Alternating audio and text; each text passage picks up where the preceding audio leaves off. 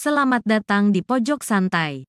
Sebelum Anda mendengarkan audiobook ini, kami menginformasikan bahwa channel ini adalah review audio dari buku yang ada di Indonesia. Untuk membaca keseluruhan buku ini, kami menyarankan membeli buku aslinya di toko buku kesayangan Anda, baik offline maupun online. Keberadaan channel ini dimaksudkan untuk membantu Anda mendapatkan pengetahuan dari buku-buku kesayangan Anda. Jangan lupa untuk subscribe, like, dan komen. Selamat datang di Pojok Santai, channel khusus yang membahas komik dan novel dengan cara asyik. Intan Delima, putri dari Adipati Rakonda, penasaran dengan kemunculan Bayu Hanggara, alias pendekar Pulau Neraka. Dan akhirnya mereka bertemu di hutan naga. Apa yang akan terjadi selanjutnya? Yuk langsung saja disimak video berikut ini.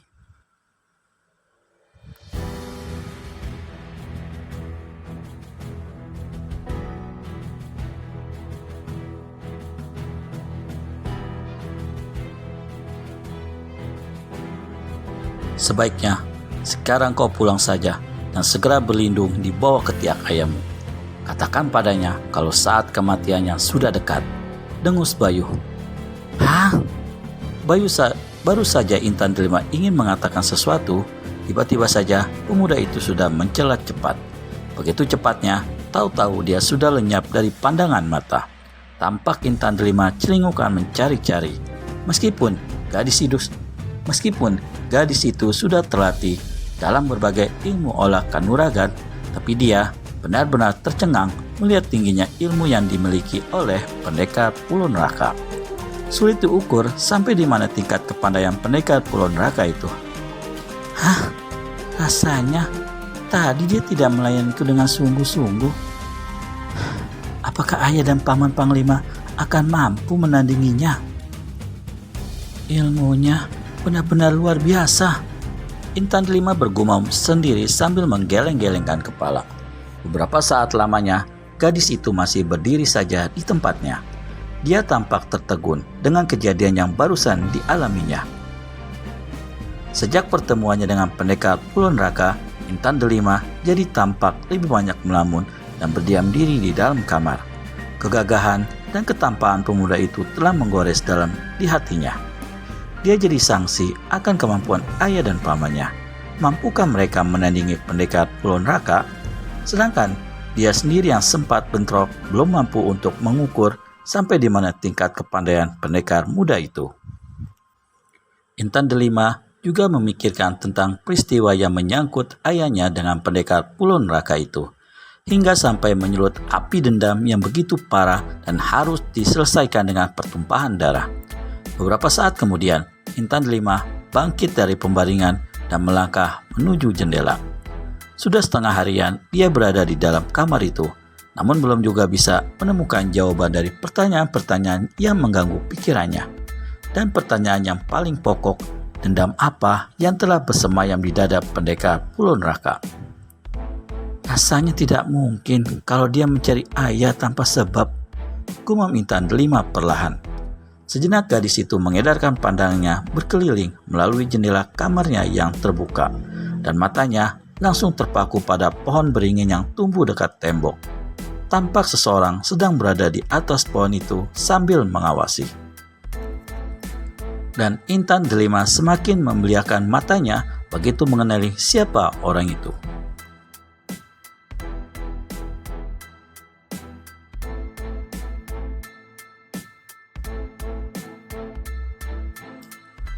Maka tanpa pikir panjang lagi, dia langsung melompat keluar. Dan begitu ujung dari kakinya menyentuh tanah, dia kembali melentingkan tubuhnya ke udara menuju pohon itu. Shoo! Slap! Hei! Intan Delima terkejut begitu kakinya menjejak pohon. Orang itu langsung melesat kabur. Dan dengan cepat, Intan Delima kembali melenting dan mengejar orang yang mencurigakan itu. Tubuhnya bergerak ringan bagai kapas. Kejar-kejaran pun terjadi. Sedikit pun Intan Delima tidak melepaskan pandangannya dari orang yang berlompatan jauh di depannya. Ilmu meringankan tubuhnya sungguh hebat.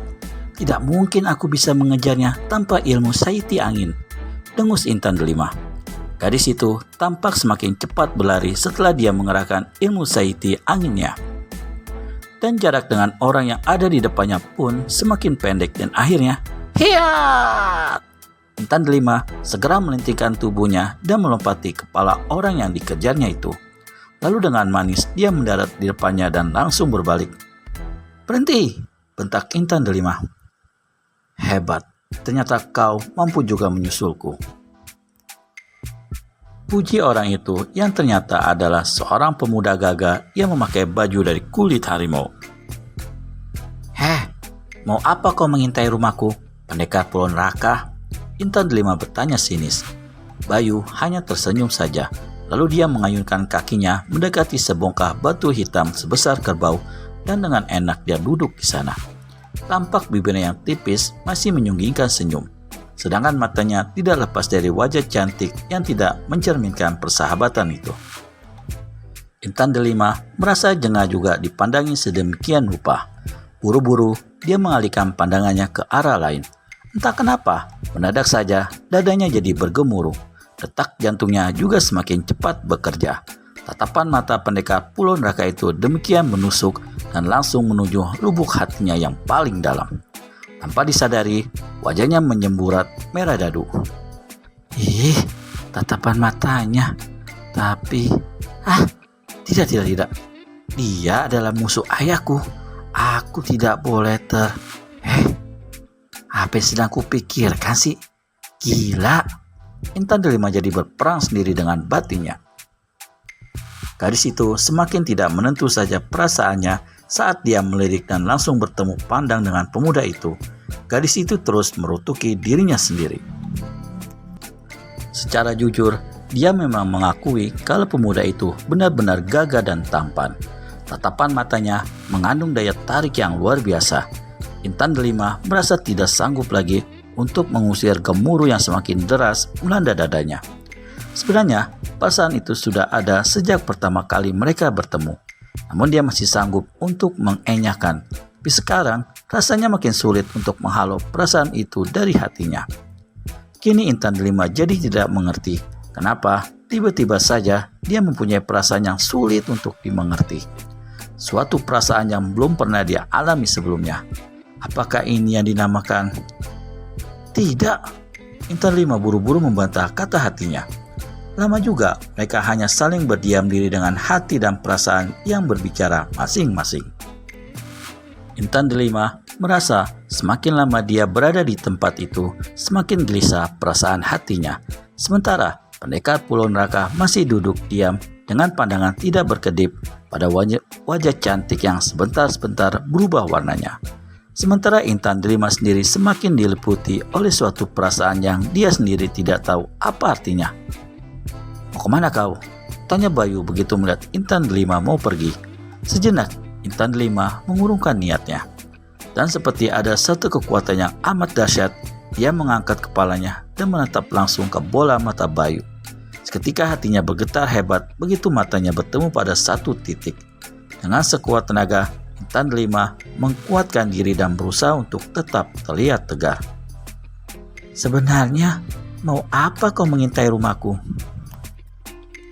tanya Intan delima setelah menarik napas dalam-dalam. "Siapa bilang aku mengintai rumahmu?"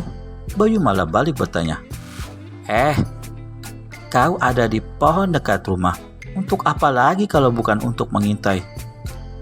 "Oh itu, sengaja. Aku memang sengaja memancingmu." Tenang sekali jawaban Bayu.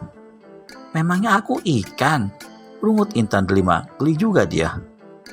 "Bisa kita bicara baik-baik? Sebenarnya di antara kita tidak terjadi apa-apa. Aku memang mencari ayahmu, tapi aku tidak mau melibatkanmu. Kau tidak bersalah apa-apa padaku." Kata-kata Bayu terdengar serius. Apa tujuan Bayu Hanggara mengintai rumah Intan delima? Temukan jawabannya di video selanjutnya hanya di channel Pojok Santai.